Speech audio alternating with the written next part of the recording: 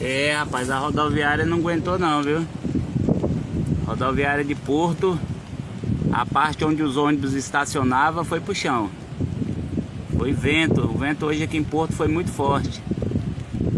Olha, a estrutura toda foi pro chão, ó.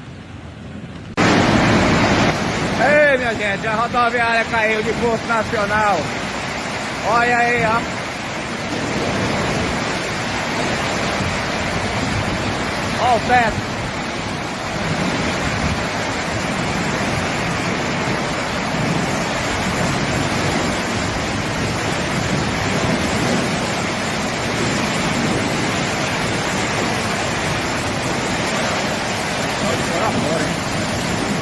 Caiu.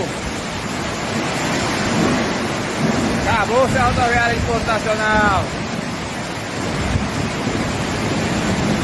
Olha o teto lá em riba.